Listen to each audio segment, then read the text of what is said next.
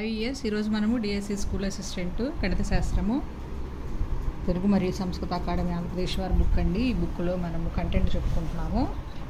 అంకగణితము, సంఖ్యా వ్యవస్థ, రేఖాగణితం అయిపోయినాయి. రేఖాగణితంలో దాదాపు 57 బిట్లు చేసుకున్నాము. నెక్స్ట్ క్షేత్రగణితంకి వెళ్తున్నామండి.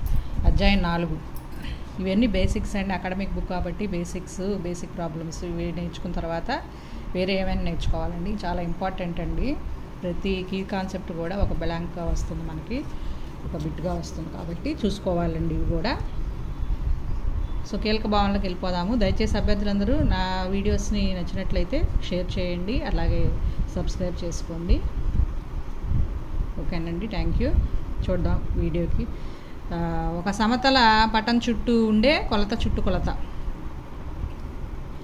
ఒక సమతల క్లోజ్డ్ ఫిగర్ అండి. క్లోజ్డ్ ఫిగర్కి ఉండే మెజర్మెంటే చుట్టుకొలత అనమాట. అదే ఇప్పుడు స్క్వేర్ ఉందనుకోండి, 4 సైడ్స్ ఉన్నాయనుకోండి, యాడింగ్ ఆఫ్ 4 సైడ్స్. ట్రయాంగిల్ ఉందనుకోండి, 3 సైడ్స్ ఉంటాయి కాబట్టి యాడింగ్ ఆఫ్ 3 సైడ్స్. దాన్ని మనం చుట్టుకొలత అంటారు. చుట్టుకొలతకు ప్రమాణాలు యూనిట్లు, సెంటీమీటర్లు లేక మీటర్లు లేదా కిలోమీటర్లు, ఈ విధంగా వస్తుందండి. నెక్స్ట్ దీర్ఘచతురస్రం చుట్టుకొలత వచ్చేసి 2/2 లెంత్ L+B అంటే పొడవు ప్లస్ వెడల్పు, that equal to 2/2 L+B into by mistake పడిందండి ప్లస్ ఇక్కడ. నెక్స్ట్ చతురస్రం చుట్టుకొలత వచ్చేసి 4 ఇంటూ భుజము 4S. సంబాహు త్రిభుజం చుట్టుకొలత 3 ఇంటూ భుజం కొలత 3A, ఎందుకంటే అన్ని భుజాలు సమానంగా ఉంటాయి. AA 3A. వృత్త పరిధి 2πr లేదా πD. 2r అంటే D కాబట్టి. R అనగా వృత్త వ్యాసార్థం, D అనగా వృత్త వ్యాసం, π అనగా 3.14 సుమారుగా. ఒక బహుభుజి అన్ని భుజాల కొలతలు, కోణాల కొలతలు సమానంగా ఉంటే ఆ పటాన్ని క్రమ బహుభుజి అంటారు. ఒక పటం సమతలంలో ఆవరించే స్థలాన్ని ఆ పట వైశాల్యము అంటారు. వైశాల్యానికి ప్రమాణాలు చదరపు యూనిట్ లేదా యూనిట్ స్క్వేర్ అండి. ఒక పటం సమతలంతో పాటు అంతరాళంలో ఆవరించే ప్రదేశాన్నే ఘనపరిమాణం అంటారు. ఘనపరిమాణానికి ప్రమాణాలు ఘన యూనిట్లు. దీర్ఘచతురస్ర వైశాల్యానికి వచ్చి పొడవు ఇంటూ వెడల్పు L into B. So next practice బిట్లకి వెళ్దామండి. నెక్స్ట్ వీడియోలో మళ్ళీ ఈ కాన్సెప్ట్ చెప్పుకొని ప్రాక్టీస్ బిట్లకి వెళ్ళిపోదాం. సో ఇప్పుడు ఫస్ట్ క్వశ్చన్ వచ్చేసి 150 సెంటీమీటర్స్ పొడవు, 1 మీటర్ వెడల్పు గల ఒక దీర్ఘచతురస్రాకార బల్ల చుట్టుకొలత సెంటీమీటర్లో అడిగారు. పొడవు వెడల్పు ఇచ్చినప్పుడు చుట్టుకొలతకు ఫార్ములా 2/L+B అని చెప్పుకున్నాం కదండి. దాని ప్రకారం 2/150 ప్లస్ మీటర్ని సెంటీమీటర్లో మారిస్తే 1 మీటర్కి 100 సెంటీమీటర్లు కాబట్టి ప్లస్ 100 వేస్తే 2 × 250 మనకి 500 వస్తుందండి. నెక్స్ట్ ఒక దీర్ఘచతురస్రం పొడవు 16 సెంటీమీటర్లు మరియు దాని చుట్టుకొలత 52 సెంటీమీటర్లు అయినా వెడల్పే అంత. పొడవు ఇచ్చారు, చుట్టుకొలత ఇచ్చారు, వెడల్పు కనుక్కోమన్నారు. దీనికి కూడా ఫార్ములా అదేనండి. 2/L+B వేస్తే L ప్లేస్లో 16, చుట్టుకొలత ఈక్వల్ టు 52 వేసేసి బీని కత్తగా చేసుకుంటే మనకి 10 వస్తుందండి. నెక్స్ట్ ఒక రైతు 240 మీటర్స్ పొడవు, 180 మీటర్స్ వెడల్పు గల తన పొలం చుట్టూ 3 చుట్లు వేయాలనుకుంటే అవసరమైన తీగ పొడవు మీటర్లలో తెలపండి.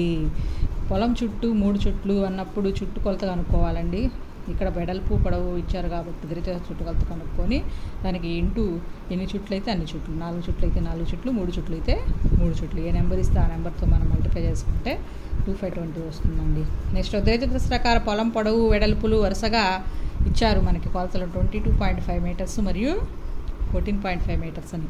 చుట్టూ కంచె వేయడానికి మీటర్కి 6 రూపాయల చొప్పున ఖర్చు. చుట్టూ కంచె వేయడానికైనా సరే మనకి చుట్టుకొలత కనుక్కోవాలండి. 2/L+B ఫార్ములా వేసేసి దాని ప్రకారం 74 వస్తుంది. ఇంటూ 6 రూపాయలు కాబట్టి ఇంటూ 6 వేస్తే మనకి 44 వస్తుందండి. 44 రూపీస్ వస్తుంది. ఒక తీగ పొడవు 2024 సెంటీమీటర్స్. ఈ తీగతో తయారు చేయగల వేరు పొడవు వెడల్పులు దీర్ఘచతురస్రాల సంఖ్య ఎంత, భుజాల పొడవులు తన పూర్ణ సంఖ్యలు అన్నారు. ఈ సమ్ము చేసి కరెక్ట్ ఆన్సర్ నాకు కామెంట్లో పెట్టండి. నెక్స్ట్ 10 సెంటీమీటర్ల భుజంగా గల ఒక చతురస్రాకార పటం చుట్టూ అమర్చగల ఒక భుజంగా గల చతురస్రాల సంఖ్య అన్నారు. దీనికోసం మనం ఏం చేయాలండి, 10 సెంటీమీటర్లు ఇచ్చారు కాబట్టి చతురస్ర వైశాల్యం 100. తర్వాత చిన్న చతురస్ర వైశాల్యం 1 సెంటీమీటర్ భుజం కాబట్టి అది 1 × 1 కాబట్టి. సో 100/1 = 100 వస్తుంది. కానీ వాళ్ళు 44 ఇచ్చారు, అది రాంగ్ అనిపిస్తుందండి. So answer is 100. నెక్స్ట్ ఒక క్రమ షడ్భుజి చుట్టుకొలత 18 సెంటీమీటర్లు అయినా దాని భుజము సెంటీమీటర్లలో అన్నారు. దీనికోసం అని 18/6 వేస్తామండి మనము. షడ్భుజి అంటే 6 కాబట్టి 18/6 3 వస్తుందండి. నెక్స్ట్ త్రిభుజం యొక్క 2 భుజాలు 12 సెంటీమీటర్లు, దాని చుట్టుకొలత 36 సెంటీమీటర్లు అయినా దాని మూడవ భుజం చుట్టుకొలత ఎంత, మూడవ భుజం కొలత ఎంత అన్నారు. చుట్టుకొలత సూత్రము యాడింగ్ ఆఫ్ ఆల్ సైడ్స్ కాబట్టి 2 భుజాలు ఇచ్చారు కాబట్టి 12 + 12, మూడో భుజాన్ని ఎక్స్ అనుకుని ఈజ్వల్ 36 సమానం చేసి ఎక్స్ వాల్యూ అనుకుంటే 12 వస్తుందండి. నెక్స్ట్ సంభావ్య త్రిభుజ చుట్టుకొలత ఇచ్చారు, దాని 2 భుజాలు మొత్తం అని అడుగుతున్నారండి. సంభావ్య త్రిభుజంలో 3 భుజాలు సమానంగా ఉంటాయి కాబట్టి ఆ 2 భుజాలని యాడ్ చేసి ప్లస్ ఎక్స్ వేసి ఈజ్వల్ 2025 వేసినప్పుడు చుట్టుకొలతకి ఫార్ములా ఏంటి 3a కదా, 3a = 2025 కదా, 2025/3 అండి ఏ అంటే. అప్పుడు 675 వస్తుందండి. 675 + 675 2 భుజాలు సమానం కాబట్టి ఇంటూ 2 అన్నా వేసుకోవచ్చు. దాని ప్రకారం 1350 వస్తుందండి. నెక్స్ట్ వృత్త వ్యాసం వచ్చి 10 సెంటీమీటర్లు అయినా దాని పరిధి ఎంత అన్నారు. 2r ఇచ్చారు మనకి. r = 10/2 అంటే 5 అవుతుందండి. పరిధి అంటే 2πr కదా, 2 × 22/7 × 5 వేస్తే మనకు ఆన్సర్ వచ్చేసి 220/7 అంటే 31.4 సెంటీమీటర్స్ వస్తుందండి. సో నెక్స్ట్ వీడియోలో రిమైనింగ్ ప్రాబ్లమ్స్ కంటిన్యూ చేస్తానండి. Thank you.